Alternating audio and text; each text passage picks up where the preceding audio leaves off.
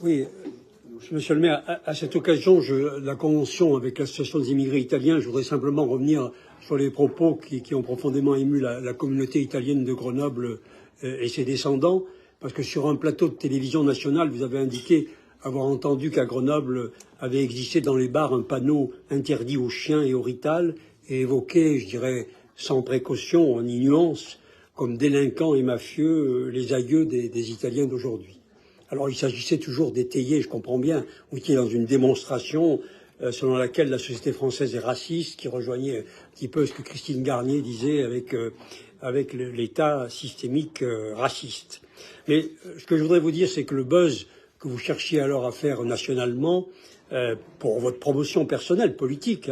ne doit pas s'effectuer au détriment du respect des Grenoblois. Le collectif des Italiens grenoblois vous a répondu. Il a lancé une pétition pour rétablir la vérité qui a été signée et commentée par un millier de personnes. De nombreux acteurs de la communauté italienne vous ont écrit en regrettant cette stigmatisation de leurs aïeux, car elle n'était pas représentative de la réalité de l'immigration italienne à Grenoble, qui a été, tout le monde le sait, une immigration de la pauvreté et du travail. Et vous ne pouvez pas ramener cette immigration à ses marges, qui ont évidemment existé. Trop d'hommes sont morts au travail, trop sont morts au combat, d'ailleurs pour la liberté aussi,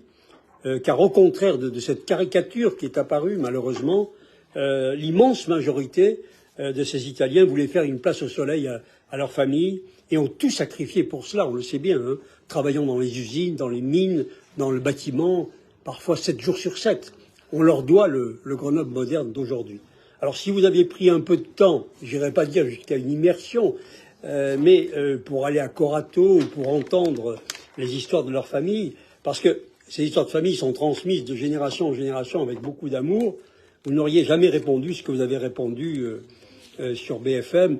même un peu coincé par Apolline de Malherbe, qui vous disait que les Italiens n'ont rien à voir avec la délinquance d'aujourd'hui, qu'ils ne mettaient pas, eux, le feu, ils ne mettaient pas le feu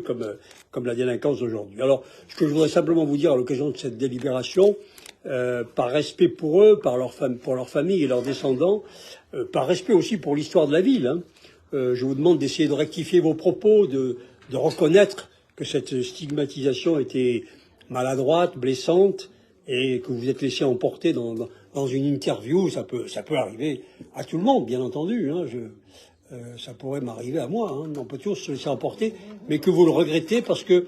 cette communauté italienne de Grenoble, qui a vraiment contribué beaucoup à la ville, mérite le respect. Ce serait bien que vous le fassiez aujourd'hui devant le conseil municipal.